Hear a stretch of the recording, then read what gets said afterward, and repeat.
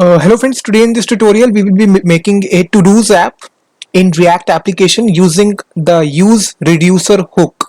So the use reducer hook is a very important and also a complicated hook inside React.js. So we will be understanding it with two practical examples. So let me just show you the demo of the application that we will be building. So here this is a to-do here. If I submit here, you will see to-do one is added here and number of to-dos is also shown here. One to do is there, and this is a JSON response. It has two properties, text and completed. If I add one more to do, you will see one more to do will be added. Like this, I can add as many to dos as I want. I can also update one to do by clicking on it. Let's suppose I click it, you will see the strike through class being dynamically added, and this completed property will change from false to true. If I again click it, it will again change from true to false. Like this, you can see that. And if I want to remove any of the to do here, I can double click this. So if I double click it, you will see that to do will be gone here and it will be minus here. You can see that it became 4 to 3. Double click, delete, double click, delete. You can even add this. So basically it is a CRUD kind of application that we have made, to do CRUD kind of application using use reducer hook.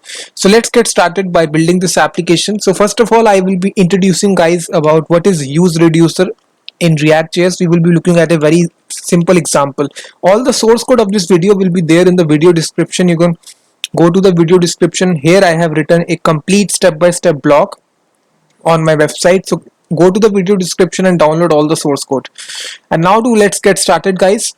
So first of all, we will import the React library. So import React from the base library, which is React, and here we will make our app level component, which is export default function app, and here it will return a simple div which is hello world. If I refresh, you will see. And now what we basically want is that in order to declare this use reducer hook, basically we will declare a variable here which will be count. So here count comma dispatch. So basically inside this use reducer, this dispatch function we need to call it. And now to use this is pretty simple. Use reducer, it will automatically import it from this React library. You can see that. And now it takes the initial value of the state. Here I will provide 0, so count will be equal to 0. And also here we, in the first argument, we need to pass the function which will be actually be called as reducer. You can call this function name anything you want, but in most of the developers called as reducer. So basically we need to create this function outside the app component, which will be function reducer, like this. So here it will take the initial state of the component, like this state, and then it will take the action, what action that you want to process on the state. So this action we will provide inside this dispatch function. So right here inside this return statement, we can print out a div here. Inside this we can print the value of count. So what we can say is that count is equal to, in set of curly brackets we can write count here like this. So count is initially equal to 0 because we have provided this value 0. If I change this to 5, you will see count will be equal to 5. Let me just change it to 0. So now what we want is that we want two buttons which will increment the value of count and decrement it. So we will have two buttons. So first label will be given, which is increment count, and the second button will be decrement count. So you will see these are the two buttons. Now we simply need to attach on click listener on these buttons. So on click, whenever you click on this button, this function will execute. So basically what we want to do is that we need to execute this increment function which we will create, and similarly we need to do this for decrement also. So this will be decrement. So now we need to simply create these functions. So first of all we will create function increment, and then we will create function decrement. So right here what we need to do is that in the inside of increment we need to increase the value by 1. So here we will pass this, we will call the dispatch function, and here we will pass the action. So this is a terminology. Here we need to pass a object and it contains a property called as type, and here we can just name this property anything, which is increment in this case. And similarly we can call dispatch here and pass this property of type to decrement. And now inside this reducer, if I click increment count, nothing will happen, because inside the reducer function we need to check the action which is passed by the user. So here we will make use of a switch statement, and then we will pass this action dot type. So because we have passed this property inside the action, you can see that we have passed this property which is type here. So we will make use of the switch statement. You know, switch statement, it has various cases. So the first case we will look for the case which is equal to increment. So if the type is equal to increment, in that case we need to process something. Oh sorry, we need to initialize a set of curly brackets. So here we will write case increment. So when the case is equal to increment, in that case what we want is that we need to return state plus 1 like this. And let me first of all write the default one. So default, so whenever this is a default here, we just simply need to return the state. And now if I click on increment count, you will see nothing will happen, because I think we haven't written the case for the decrement. So let me also write case decrement. So in this case we just simply need to subtract the value, so state minus 1, that's it.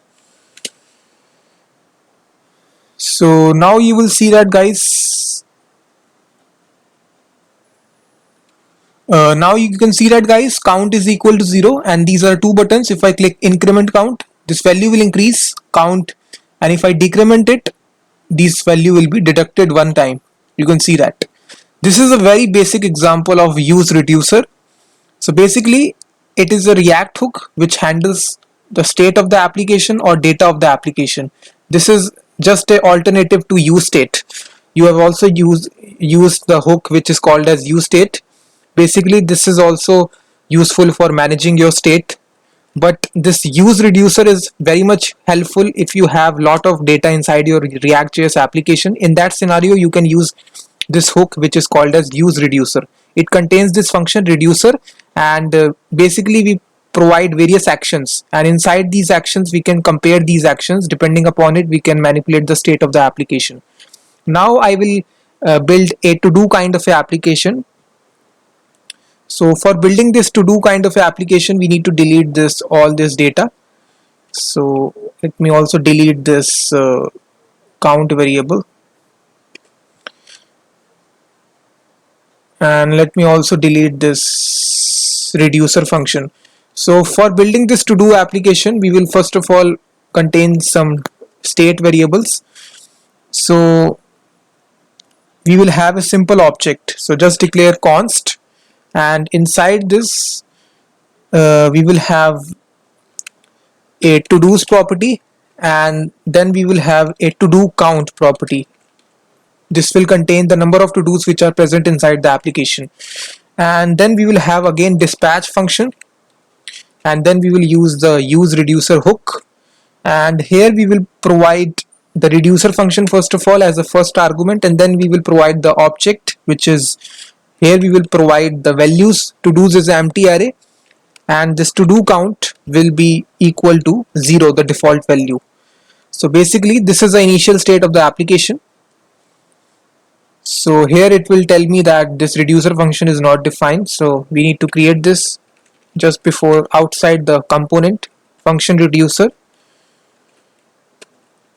and it will take the initial state and also the action like this.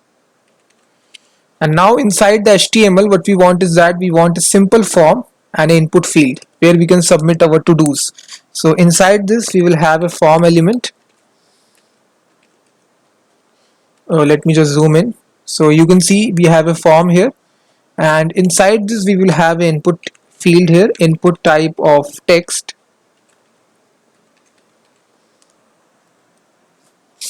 So input type of text, and we will also provide a value attribute to it, which will be equal to the text that will be retrieved from this input field. So for that we can just use useState, which will be simply text set text, and we will declare useState, and this will equal to nothing.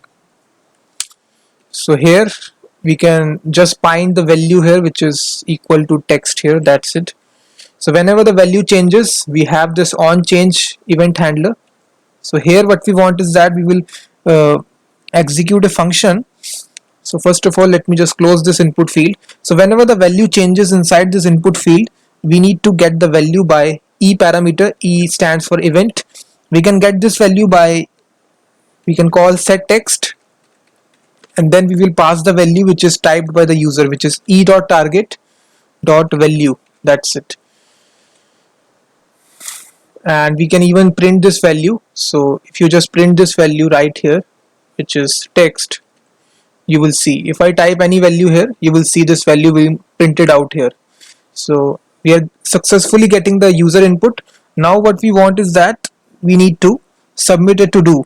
So right when the form is submitted, we have this on submit event handler.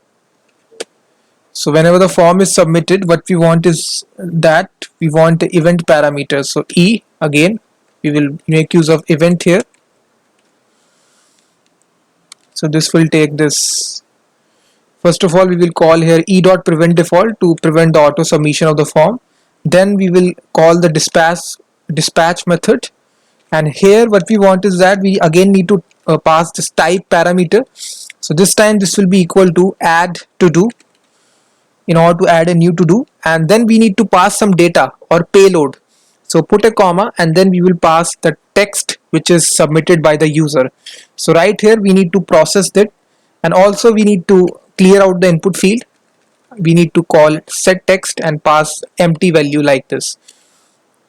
And now if I refresh it, what will happen is that you will see if I type any value, enter, you will see to do's are undefined because we need to create this function here, which is add to do inside our reducer function. So basically what we want is that we will go to it, go to this function, and again we will have the switch statement case.action. So we will take the first action, which will be add to do, put a colon, and then inside this we need to return our array, which is to do's. So to do's will be equal to, we need to add a to do here. So first of all we will copy all the to do's by dot dot dot.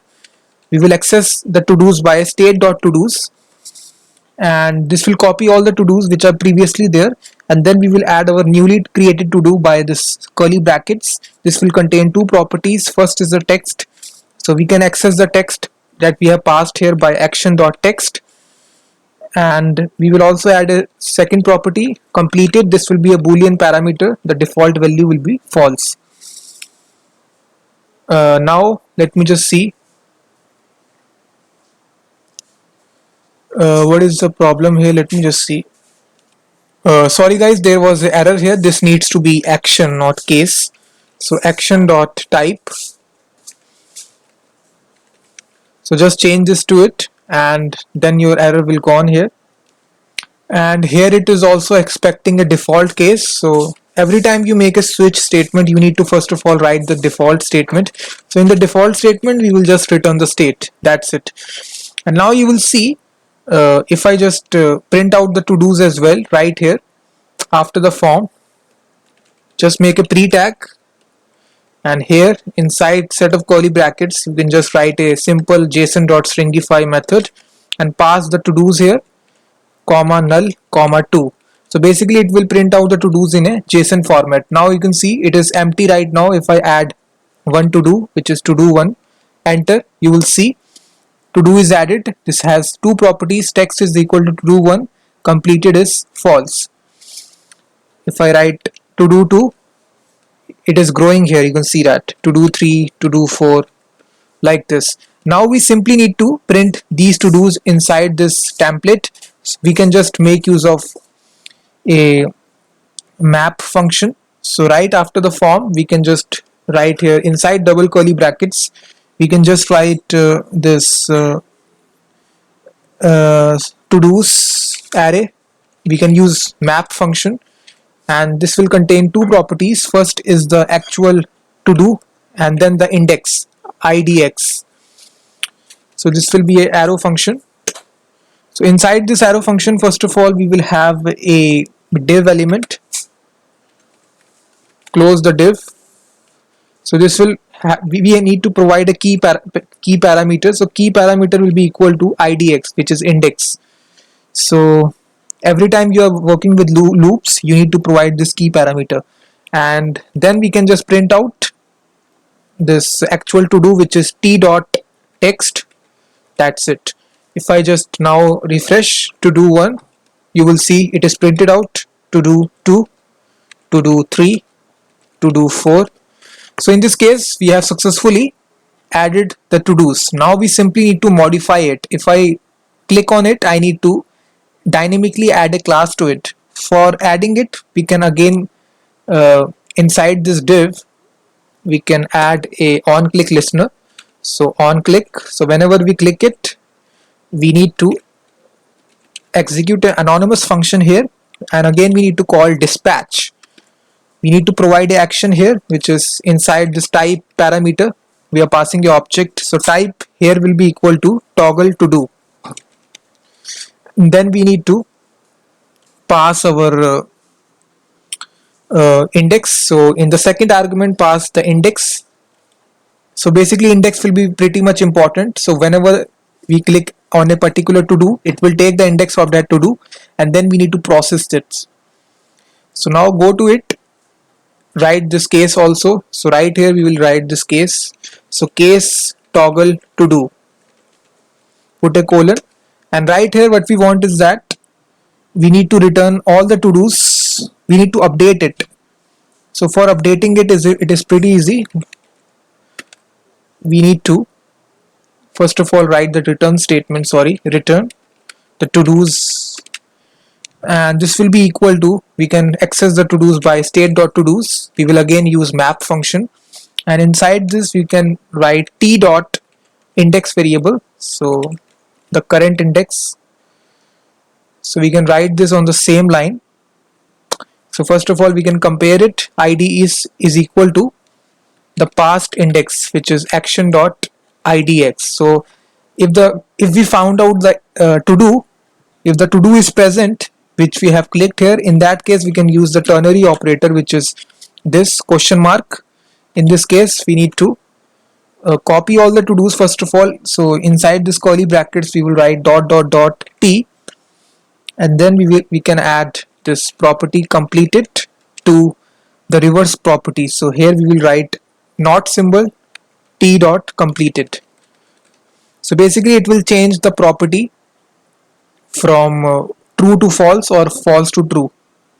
And also we need to write the else condition, colon, and in the else condition we just need to return the to do. So simply t, that's it. So you can just make it on the next line.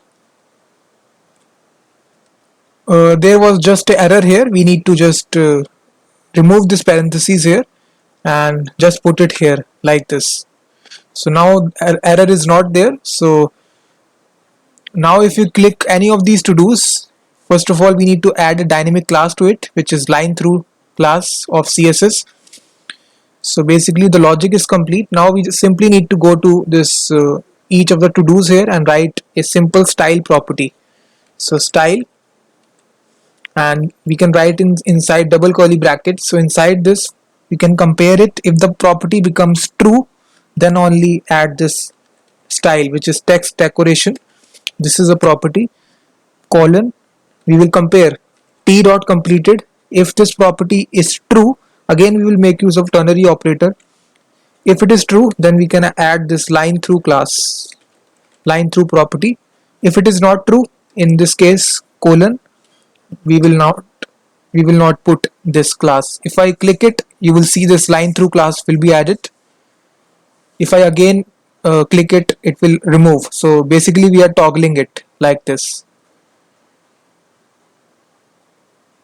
So also you can see that if I toggle the first to do, this will change from false to true. Again, if I toggle, you will see this property will change. So now we are also updating the to do as well.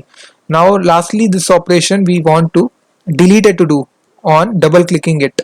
So for this we have a double click handler as well. So on double click, so when we double click, we need to again write this function which is dispatch, and here this time we need to pass the type property as delete to do. Again we need to pass the index here idx, that's it. And now we need to process this action that we have passed here. So write this again, this case.